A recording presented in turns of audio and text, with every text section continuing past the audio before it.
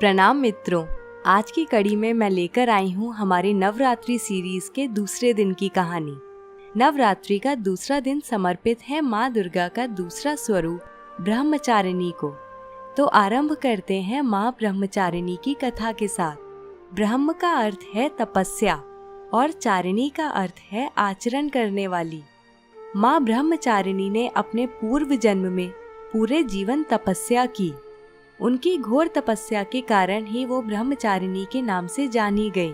इसलिए ब्रह्मचारिणी को तपस्या, ज्ञान और वैराग्य की देवी माना जाता है। अपने पूर्व जन्म में देवी ब्रह्मचारिणी ने हिमालय की पुत्री के रूप में जन्म लिया और महादेव शिव को पति के रूप में प्राप्त करने के लिए घोर तपस्या की। ब्रह्मचारिणी ने 1000 वर्ष केवल फल और फूल का आहार करके व्यतीत किए। 100 वर्षों तक केवल शाक खाकर जीवन व्यतीत किया।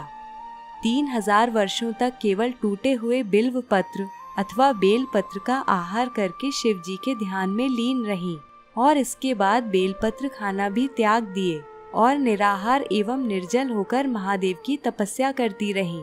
पत्रों का त्याग करने के कारण ही उनका नाम अपर्णा भी पड़ा।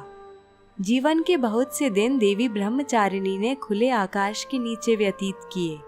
इतनी गहन तपस्या से उनका शरीर बहुत दुर्बल हो गया था। सभी देवता, ऋषिगण एवं मुनि देवी की तपस्या से अभिभूत थे। सभी ने देवी के समर्पण की सराहना की और प्रार्थना करते हुए कहा कि हे देवी, आज तक इस संसार में किसी ने इतनी कठोर तपस्या नहीं की है। ऐसा करने का साहस केवल आप में ही है। आपकी मनोकामना अवश्य पूर्ण होगी और अगले जन्म में चंद्रमौली शिव आपको पति के रूप में प्राप्त होंगे। आप कृपा करके तपस्या छोड़कर अपने घर लौट जाइए। ब्रह्मा जी ने ब्रह्मचारिणी की तपस्या से प्रसन्न होकर उन्हें शिव जी की पत्नी बनने का वरदान दिया और इस प्रकार देवी ने अगले जन्म में शिव जी को अपने पति के रूप में प्राप्त किया।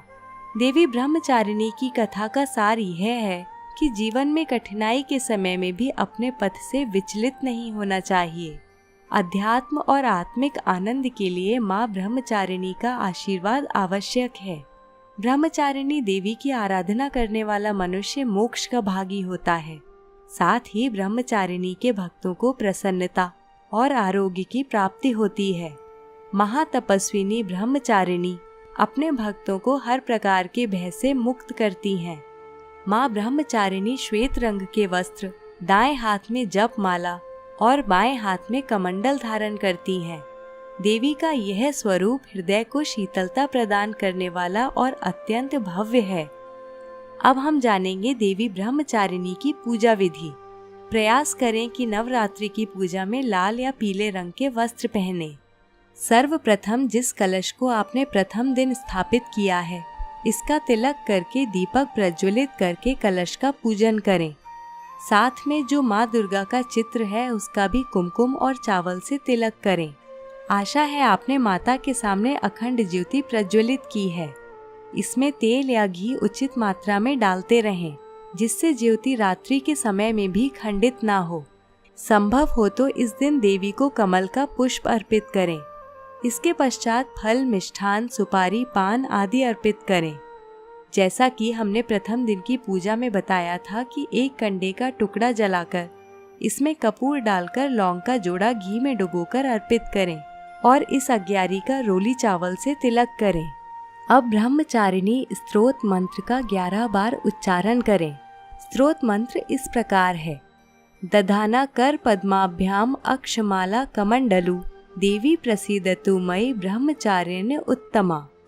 अब दुर्गा सप्तशती का पाठ करके कवच का पाठ करें। साथ ही इस पुस्तक में उल्लेखनीय बीज मंत्रों का भी उच्चारण करें। इसके पश्चात या देवी सर्वभूतेषु ब्रह्मचारिणी रूपेण संस्थिता नमस्तस्यै नमस्तस्यै नमस्तस्यै नमो नमः, इस मंत्र का जप करें।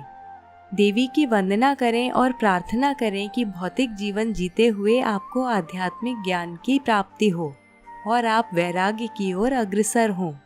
अब देवी की आरती करके क्षमा याचना के साथ पूजा का समापन करें।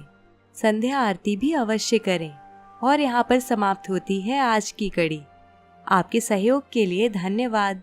इसी प्रकार जुड़े रहिए हमारे साथ नवरात्रि के अन्य दिनों की पूजा विधि और कथा जानने के लिए। जय ब्रह्मचारिणी।